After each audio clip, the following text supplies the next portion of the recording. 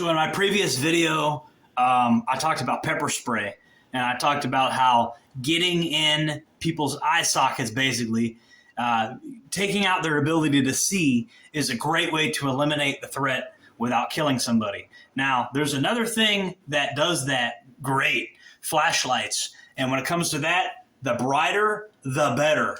This is the Imalent DX80. At its highest mode, it is a 32,000 lumen flashlight.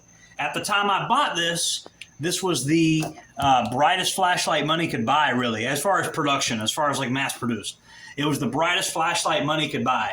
I've had this for several years. It's going strong. Any day now, it's probably going to stop working because I've just had it so long. So I assume that, you know, I've got over 5 years now of use. And not just me. My mother has used it. A lot of people have used it. It's been banged up. I use it for lighting for my videos. So the great studio quality lighting you always see is this Imalent DX80. I have painted it camouflage and wrapped it with some camo form.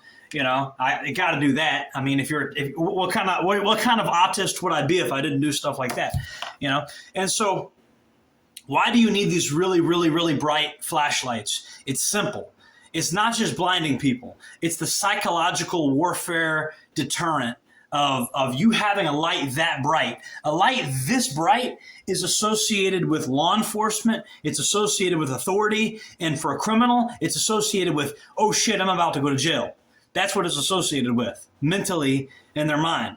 Even if they're high or drunk, which a lot of the criminals that you're dealing with, criminals are either impulsively predatory and looking for an opportunity, or they are drug addicts trying to get drugs, or they're high and they don't know what planet they're on. Those are most of the criminals you're going to deal with. Now, there are very smart, sophisticated criminals that are particularly dangerous, but realistically, the regular people that get targeted by criminals, if you're not a very rich person, is going to be your drug addicts, your impulsively predatory people, and your people that are actively high and they don't know what planet they're on. They walk into your house because they think it's their house. They don't even know what planet they're on at all. And so even if they're high, the back of their mind, they still know bright light equals bad news. Even if they're impaired, they instinctively, viscerally know bright light equals bad news. And so you could really get their attention. You know, the strobe isn't really just for blinding stuff. It's also used to get their attention. Whenever an inmate is doing something an inmate shouldn't be doing, a corrections officer uses the strobe feature as a woo-woo, you know what I'm saying? So a flashlight can be a really, really good way to get a guy's attention on your property to say, hey, what are you doing? And it's definitely, criminals are psychologically programmed to fear this really bright light.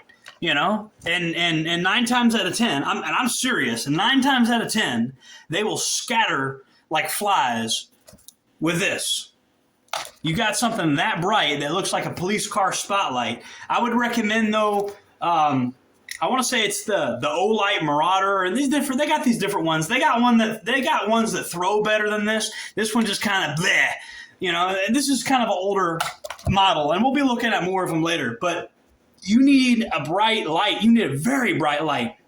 I'm not talking about something, we're talking about a home defense light or something you can keep in your car, you know, or, you know, something that you could conceivably carry in a backpack.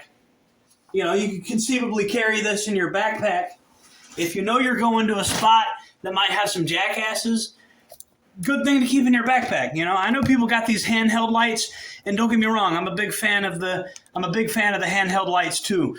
But you need this, man. You need something that's gonna just look at this. You need to blind the crap out of your enemies. You need this.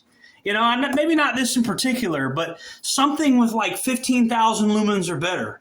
And it's going to be kind of expensive. And I know all these people talk about night vision, night vision, night vision. You don't want your enemy to see you coming. And that's really good if your enemy is like the government or something. But, I mean, realistically, if there's some bad people in your neighborhood, I mean, what are you going to do? Sneak up on them with night vision? And then what? And then what? Shoot them in the back of the head with a suppressed weapon like a Navy SEAL? And then, I mean, what are you going to do?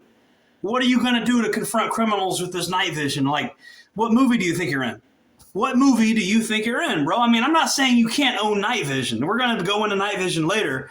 Like, we're going to do a video on night vision. As a matter of fact, I want to make sure all my ducks are in a row before I make that video, because I don't want to make a video about something I don't know what I'm talking about.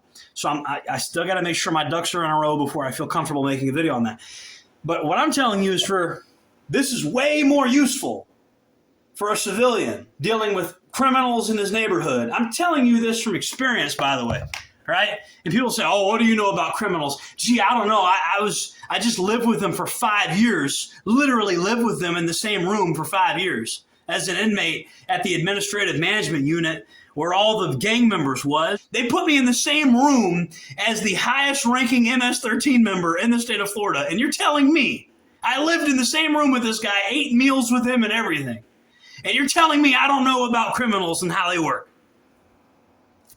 I lived with them for 5 years. I was at the administrative management at Jackson CI. I met Michael Zoe, or whatever the hell his name is, from Miami. I didn't even know who the guy was. They introduced me. Apparently, Michael Zoe is some guy that cucked Lil Wayne or something.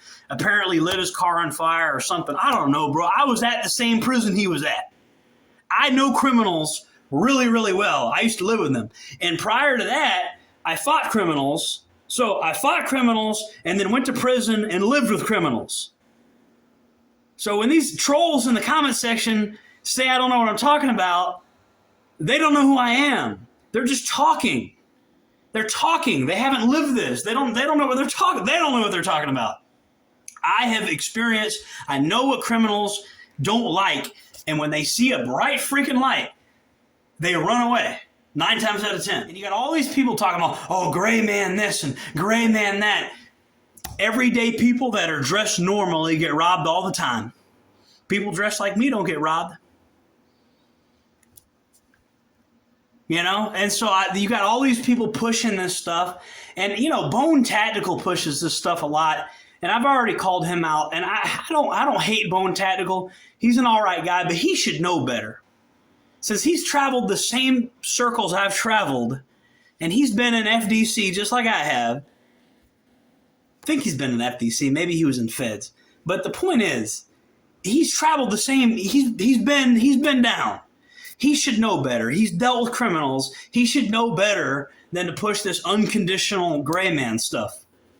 Because, I mean, that's normal people that dress normally, that don't look like off-duty law enforcement or something. That's the person that gets targeted.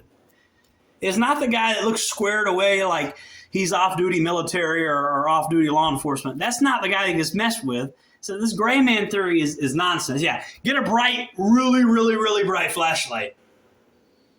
Let the whole neighborhood know you're there. Psychological warfare. You're not in a non-permissive environment. You're not a Navy SEAL in Afghanistan. You're in a permissive environment. You're in your country. You need to put down and let people know you're there. You're not behind enemy lines. You're securing your perimeter in your country in a first world, highly industrialized country. And if you got to live in your own neighborhood like you're behind enemy lines, then you're living in a place you probably need to just get out of there. I don't want to live in a place like that. If your own neighborhood, oh, I'm going to put on night vision and I'm going to wear jeans and a t-shirt and be gray man. If you got to live like that in your own neighborhood, then you're living in the wrong neighborhood, my friends. Jordan Jareb, signing off. Make sure to like, comment, subscribe, hit the bell icon. Thank you.